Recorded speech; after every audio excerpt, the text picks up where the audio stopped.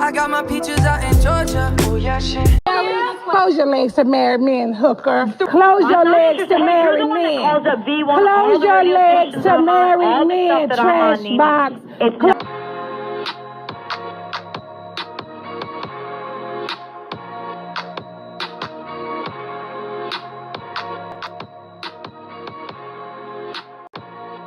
What's up, my Finna love sisters? Finna D coming to you all from Finna Team News.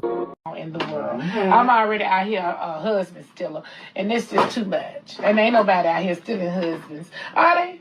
I would never. There's too many going around, honey. There's a lot of single people out here. Last night I saw a lot of single people in the building last night. So I don't think it's nobody want to steal nobody else's problems. I can tell you that, honey.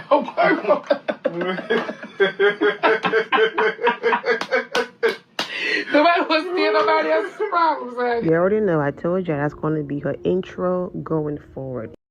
We taking shots? Take a shot. Do my video. Okay. Do my video. My man is a free man. We taking shots? Take a shot. Do my video. Okay. Do my video. My man is a free man. He wrote, "Today is a special day for me. Hashtag I'm blessed. Hashtag free. Hashtag peaceful. Hashtag grateful. Hashtag thank you." The next response, divorced? Question mark. He responded, funnily, left all that in to say, even though he's divorced. When the whole situation started, he was married, so that intro is going to stay as Nene Leak's intro because it didn't matter what Kim or anybody else had to say about their situation. She said, as long as someone is legally married, you should close your legs to them. And she didn't do that. But anyways, all of that aside and behind us, let's get into this topic. One thing about a narcissist is they have about 50 different characters inside of them. You don't know who you're going to get and when you're going to get them, okay? And the craziest thing about it is that they manipulate everybody around you to make them believe that you are the problem. They are evil, they are dangerous, they are losers, and they have a lot of childhood trauma. Nene is dragging herself again because she just described herself. Most of you are aware that at this point, Nene Leak sat down with Bethenny Frankel for an interview. But before the interview, let's get into her response on social media when something that she's been working on was somewhat approved. When Bethenny started working on this, I did a video on it. And I kept saying that the difference is she's doing something for the people. She's doing something about we and us as in those who are in reality TV. It was never a me, or me, myself, and I project, okay? And that's the reason why what she was doing was and is different from Nene Leak's. Also, she did not sue the network. Also, she wasn't fired, she left, according to what Bethenny said over and over again. So this was two different situations. She did not go on different platforms screaming people were racist and on drugs. She didn't do any of those things, okay? So that's why it was different from Nene Leak's for the people who kept saying, well, when Nene said something, nothing happened. But the white woman said something, and now something is happening. I'm not naive enough to sit here and say, of course, things happen to us as black people. So absolutely not. I would never, ever excuse Bravo behavior towards Nene Leak's. I've said that over and over again through all of my videos I've done about Nene versus Bravo. But I've also said the place where Nene always falls flat is she has yet to take any accountability for her actions. She's continued to blame everybody. And even in this interview, when Bethenny kept saying over and over again, would you change anything? Nene Leak still feels like she did absolutely nothing wrong. And everything that has happened to her is 100% Bravo fault. And you will never learn and improve that way if it's always other people's fault. Before I move forward and focus on their interview, I'm going to talk briefly about this, because if you've been here for a while, then you know when it comes to Nene Leakes versus Bravo, I have probably presented more evidence, more facts, and did more deep diving than any of these people on these professional platforms interviewing Nene Leakes. But when this was announced and Bethenny posted this long caption about it, you had comments like, let's start with Nene. Nene once again made it a me, myself, and I thing. She wrote, your voice was heard. Bravo to you. Pun intended, bravo. All right. And Bethenny responded with hearts emojis to us. To us. Exactly my point. This person wrote, why did it take a white woman demand with a lot of money and high-paid lawyers for them to start listening? Bethenny responded, it's because I'm smart and strategic, and I was not disgruntled or fired. I did this on my terms because it was right. That's it. Don't try to find what isn't there. The person responded to Bethenny's response. So are you trying to say that Nene was not smart or strategic and that she was disgruntled and got fired? She was not fired. Yet you said to her when she told you your voice was heard, bravo to you. She basically repeated Bethenny's comments, okay? What gives, B? Which part is not adding up for you? I can explain it to you, but I can't understand it for you. It took a rich white woman, she meant, with expensive lawyers, and that is a fact. Kenya Moore got married outside of the Real Housewives of Atlanta. They cut her salary, wanted her to do more work for less pay. Kenya chose to quit and leave the show. Bravo saw the response of their treatment towards Kenya. They brought her back and offered her salary that she was worth. She knew her worth, and she came back. Cynthia Bailey, after being on the show 150 years, okay, Bravo decided your storyline is too boring. It's just not working, but we are willing to give you a front row. Make up any excuse you want to make up. Tell the people, hey, I started my acting career. I want to focus on that. So I chose to demote myself to become a friend. Tell them whatever is going to make you comfortable. But we're not bringing you back and giving you a peach and paying you all this money, and you're not giving us anything. Cynthia declined the offer and chose to leave. I've been on this show holding a peach. I'm not about to be demoted. And so she left. Bravo then offered her to come back, but still in the front row. If you can come back and give us something, then sure, here's your peach, okay? But if you're coming back, sneaking in here, going to this person's set here, there's really nothing exciting going on in your life, you still do not deserve a peach, but the door is open. We have seen Sherrod Whitfield being fired 150 times, and each time they allow her to come back. If you have something to offer in a storyline, absolutely come back. So my point is to hear Nene Leakes say in a Bethenny Frankel interview that she was offered 6 episodes and she just felt like that was unfair. She did not deserve 6 episodes. But in that same interview, she said Bravo's reason was she was no longer having fun. She was unhappy. In other words, you are snapping, you are pulling producer's shirt, you're over here attempting to spit on Kenya. You are just doing too much. So how about we release some of that stress off of you? Okay, we don't want to let you go completely because you are Nene Leakes, but because of everything that's going on with Greg, your household, and may his soul rest in peace, we are willing to give you 6 episodes. We are willing to still compensate you very well, but we do believe that you need a break. You can either sit the entire season out or get these limited episodes. And she felt like that was unfair and she turned it down.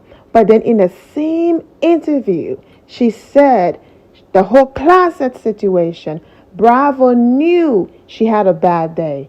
Bravo knew she was going through it. Bravo knew she just took her husband to the hospital. Bravo knew that day was a difficult day for her, and yet they still told some of the girls to attempt to go in her closet, even though she told them, you can come and film, but do not go in my closet. So you are mad that Bravo went against everything you are going through emotionally and still film you in that state. But then after they saw your reaction and said, oh my goodness, Nene is going through it, so let's back off and give her a break. And instead of her taking the break like everybody else I mentioned, Kenya, Cynthia, Sheree, and all of these other people that Bethenny mentioned as well, she took that as, oh, they are phasing me out, I'm being fired, and so I'm going to go ahead and quit. For example, had Kenya sued Bravo when they did that to her, she would have been within her right to sue the network. Whether if she was going to win or lose, if she felt like, you know what, they are doing me dirty, I'm going to sue, Bravo wasn't going to bring her back the next season. You can't sue, slander, and then expect them to sit in a room with you and also bring you back. That doesn't mean you are not allowed to sue. Sue whoever you want. Child, go on social media and tweet all you want. But then don't go in these interviews and play innocent and behave like you've done absolutely nothing wrong and these people are just choosing not to sit with you. And this is when and where the interviewers get on my nerves. Now, Bethenny kept saying that Nene Leakes was still in it. And so maybe because of that, there were certain things she couldn't talk about. Because there's no way this woman keep making excuses and saying things like, I want to talk to them, they won't talk to me, and they won't forgive me. But then you're not acknowledging what she did, her tweets and all of that. That was the perfect moment to say, but Nene, really expect them to talk to you after all of the things you've tweeted about them? Yes, the lawsuit, you brought that up. But there's a lot more. So you can't sit and pretend that people are just choosing to not talk to you at all when you can't even take accountability for anything. For example, the excuses she made. I understand the hospital and Greg and all of that. I get it. But then even in that moment, look, I was going through a lot, but I still overreacted by attempting to put my hands on someone and grabbing that man and doing all of that. Even though he did not sue me, thank God, he did not press any charges, he's not even tripping about it, I shouldn't have gone that far. No, she made excuses. He's a big guy. He didn't even feel me pulling his shirt. It was all of these different excuses. And then Bethenny, the tweets are out there. How about Nene? You posted that you were paid. You told Andy Cohen thank you. You called Kenya Moore a liar. So what about these tweets? And then have her explain those tweets. Everything was great. You got paid for every episode.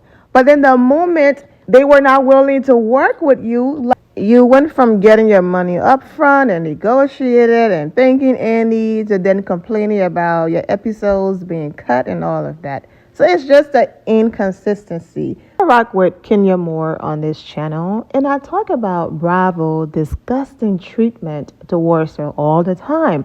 I talk about Andy Cohen treatment towards her all the time.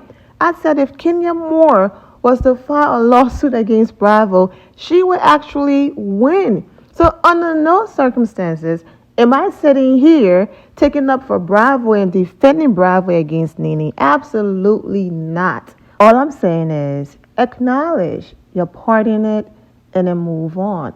But to consistently sit around in these different interviews and blame everyone for your own downfall, that's wrong because you did play a part in it. And that's why I give the examples of those women.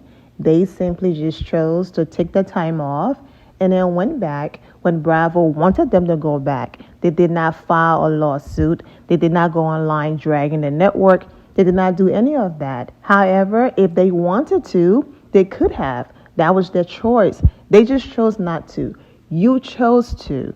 And so now you're in this situation. And I do wish Nene Leakes absolutely nothing but the best, because she's been through a lot with Greg, her son, and just everything going on. I do wish her the best. She did talk about her upbringing and how she met Greg and all of that. But we've heard those stories before. So maybe I might do a part 2, maybe not. But I do wish her the best. But I also want to add the part where instead of her just owning her mess, but to try to justify it because other people did it and they were white and they didn't get the same reaction. I'm like, girl, okay, yes, I'm not naive. I know they treat us differently.